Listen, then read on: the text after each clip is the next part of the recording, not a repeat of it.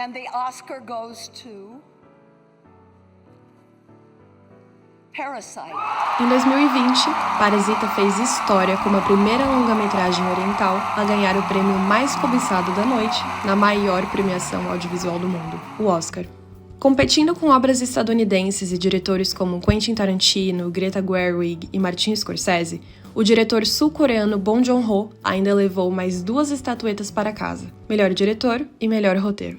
Transição histórica do cinema como essa veio a se repetir em 2022, com o Oscar de melhor longa-metragem do filme Tudo em Todo Lugar ao Mesmo Tempo, que contou com um elenco e produtores asiáticos ou com descendência asiática. Em uma indústria que majoritariamente premia artistas norte-americanos ou europeus, qual a receita que filmes como Parasita e Tudo em Todo Lugar ao Mesmo Tempo tiveram que usar para chegar tão longe?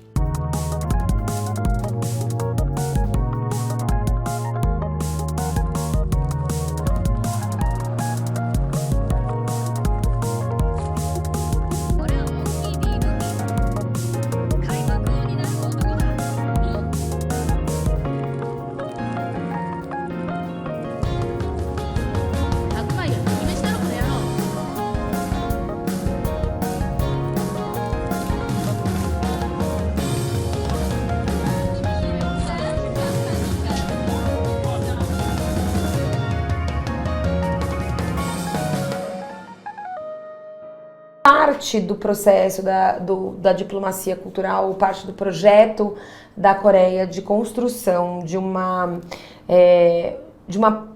conjunto de produtos culturais a serem vendidos para o exterior passa pelo audiovisual, pelo cinema e pela televisão, né? Então a gente tem a exportação dos dramas e a exportação dos filmes. Fato é que estes recentes sucessos são apenas a ponta do iceberg. A onda do streaming oriental se tornando cada vez mais forte no Ocidente tem seu ponto de partida em 1961, nos Estados Unidos, com os animes. Magic Boy foi o primeiro desenho oriental a ser televisionado para os norte-americanos, e pela MGM, o maior estúdio de produções e distribuições televisivas do mundo. Você com toda certeza conhece a vinheta icônica deles.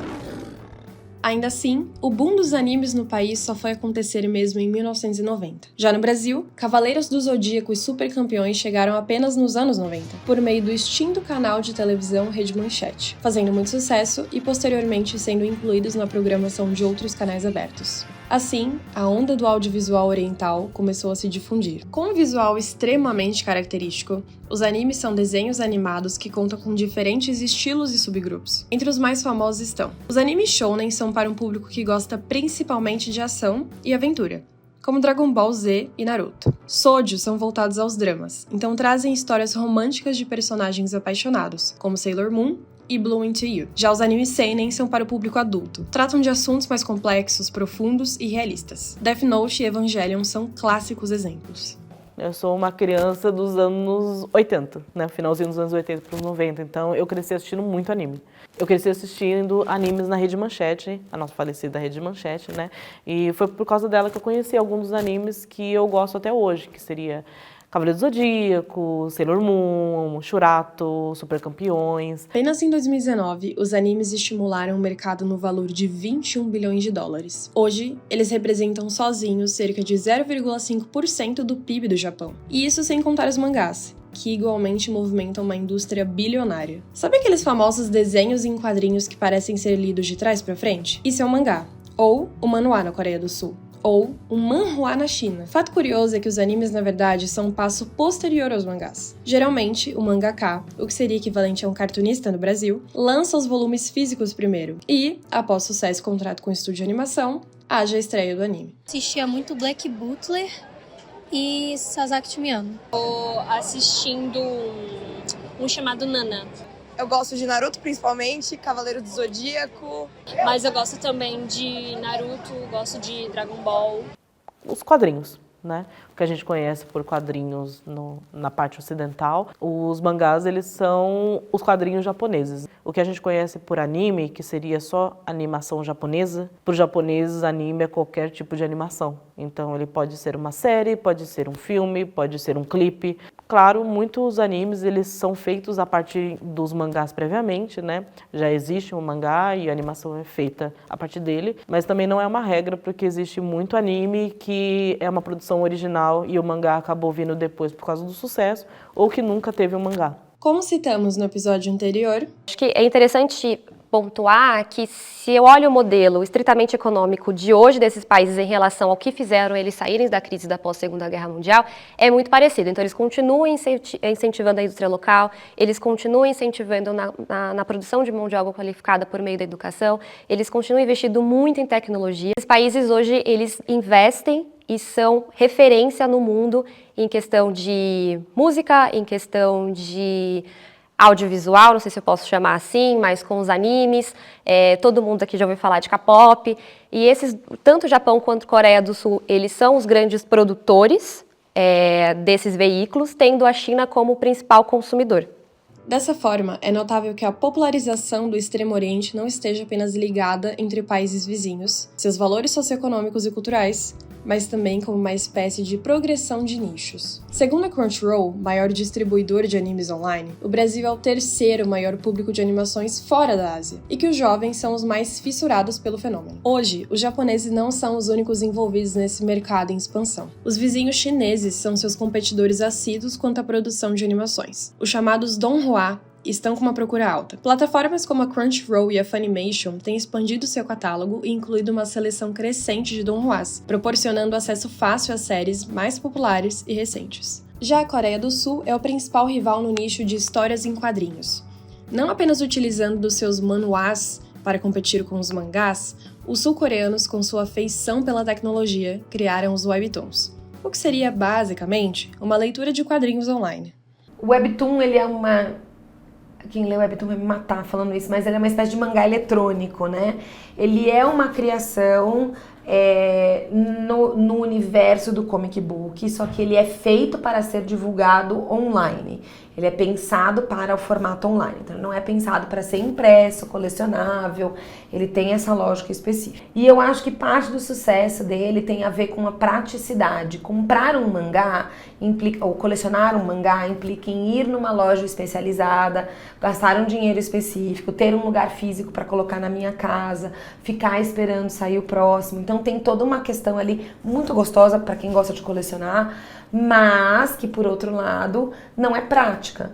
Se eu gosto de um webtoon, eu posso baixar todos, de repente eu consigo ler num Kindle, num tablet, na minha casa, no meu celular, deitado na minha cama, de perna para cima. A popularização dos smartphones impulsionou o sucesso dos webtoons e da narrativa transmitida pelo webtoon. Em 2013, o governo sul-coreano injetou $5 milhões na produção de webtoons. Com isso, a indústria chegou a aproximadamente $840 milhões em 2019. Assim, é notável que não apenas o Japão com seus animes estão envolvidos no sucesso esporádico do streaming oriental, mas a China e a Coreia do Sul com seus produtos igualmente estão incluídos nessa jogada. Outro produto que ganha popularidade a cada dia são as novelas asiáticas, doramas no Japão, K-dramas na Coreia do Sul ou simplesmente dramas na China. O nome e gênero não importam desde que haja uma boa narrativa e um elenco forte.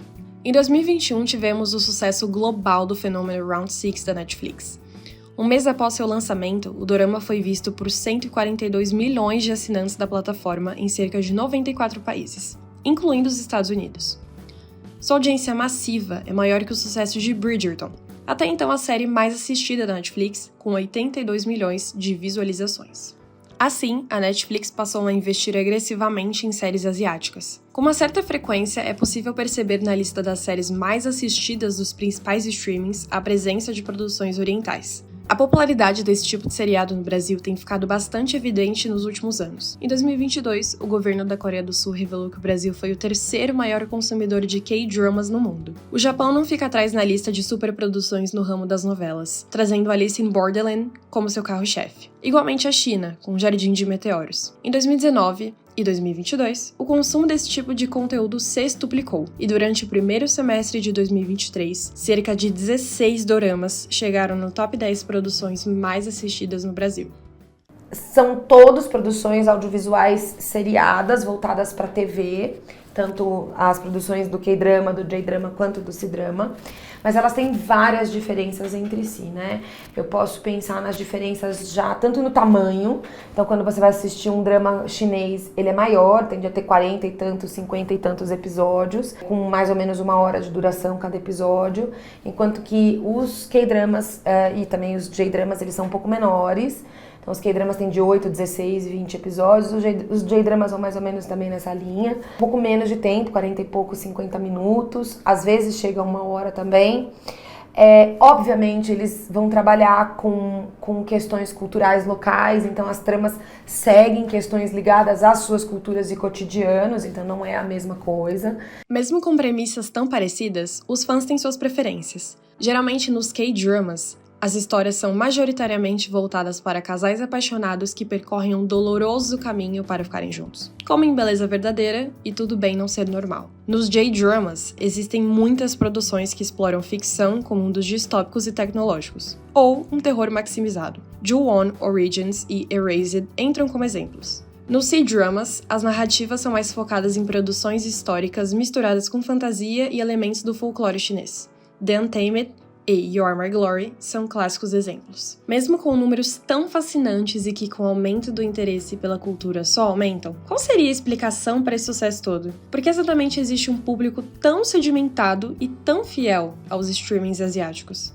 Não só os japoneses, mas a gente tem uma colônia grande de coreanos, a gente tem uma colônia grande de chineses, tudo aqui no Brasil.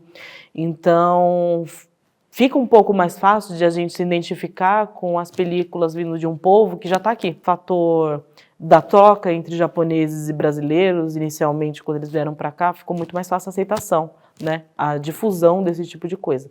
Fora que, nos últimos anos, com a pandemia, isso também ajudou muito com que não só anime, mas doramas e outras coisas entrassem na casa do brasileiro, né? Um fator de aceitação. A gente precisava de coisas para assistir, principalmente mulheres que gostam de dorama, por exemplo, se identificam com o dorama justamente porque é uma novela, é uma série curta que fala muito sobre relacionamentos entre pessoas ou da família ou amorosamente. Elas gostam dessa coisa do plot twist. O anime já vem aquela animação um pouco mais diferenciada, focada um pouco mais na ação. Temos aí diversos tipos de exemplo, não só de ação, mas como também de romance, não é? Que é uma coisa que é consumido globalmente, assim, é de fácil acesso, alguns são muito compridos, outros são muito curtos, temporadas únicas, a gente tem filmes, então é muito fácil achar algo que você gosta dentro de um catálogo tão grande. Estúdio Ghibli merece uma atenção especial quando falamos de excentricidade audiovisual oriental. Fundada em 1985 pelo cartunista Hayao Miyazaki, a produtora criou filmes extraordinários, como A Viagem de Chihiro, Castelo Animado e o mais recente ganhador de um Oscar, O Menino e a Garça. Com personagens fortes, visuais de tirar o fôlego e narrativas que exploram a emoção humana, Ghibli sabe exatamente como arrumar um lugar especial no coração dos apreciadores da cultura. Mas tem uma questão visual. Você pode nunca ter assistido nada deles, que quando você olha a imagem, você fala, ih, é dos estúdios. Né? Então, a criação de uma identidade visual é muito importante, porque isso cria uma identificação das pessoas com aquela marca, né? Além disso, eu acho que tem, por tudo que a gente conhece das produções deles, uma delicadeza muito grande na construção narrativa, né? Muito permeada por experiências de sentimentos que não são tão óbvias, nem tão duras, nem tão na cara, mas que são muito mais reflexivas e subjetivas. Outro estúdio com apreço dos fãs das animações é o TMS Entertainment, que produziu na década de 80 o consagrado Akira. Por conta do seu orçamento recorde para um filme japonês, ele ficou conhecido por sua animação meticulosa e revolucionária, em que cada quadro do filme foi composto por uma maior atenção aos detalhes e às cores. Em termos de produção, Akira está para os orientais como Avatar está para os ocidentais. Akira é uma referência, uma das maiores referências na cultura pop desde o seu lançamento em 88. Ela foi gravada e feita de uma forma muito tecnológica para a época, né? Foi um filme gravado com películas feitas à mão, né? Utilizando 327 cores, que era muito mais do que um filme da época de animação, né? Então, trazem muito mais cores, eles têm cores muito mais variadas, né, e muito mais vibrantes do que qualquer filme que você encontre de animação na década de 80. Então, quando você cria um cenário distópico, onde os personagens são variados e a animação é um pouco mais ocidental, os olhos deles não são tão puxados, a estética é um pouco mais ocidental por ser cyberpunk, a aceitação foi, assim, 100%. Alguns aspectos de Akira dentro do roteiro são utilizados em películas que a gente vê hoje, como Stranger Things.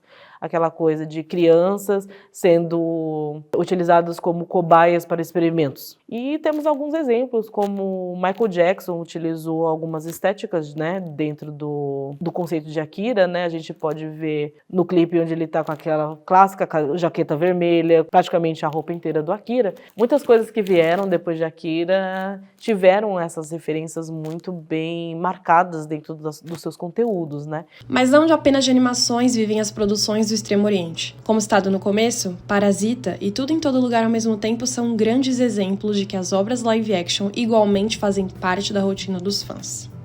Em 2000, por exemplo, a indústria cinematográfica chinesa sofreu um baque com o lançamento de In the Mood for Love, do diretor Wong Kar-wai. Aclamado mesmo após 24 anos de lançamento, a obra é usada até hoje de referência para grandes diretores norte-americanos, como Sofia Coppola e Barry Jenkins. A construção de In the Mood for Love é sinfônica. Cada um dos seus elementos, imagem, som, diálogo, contribui para um plano maior e coeso, descreve o jornal The New Yorker. Por algum motivo, o Extremo Oriente é expert em fazer obras que mexam com as emoções humanas e os desejos mais profundos do nosso inconsciente. Existe um jeito único que essas obras ganham espaço na trivialidade dos ocidentais e geram sentimentos como afeição e admiração. Tudo é imersivo demais, tudo é pessoal demais. O cinema, os filmes nos conectam com algo profundo, com as nossas emoções, com os nossos sentimentos.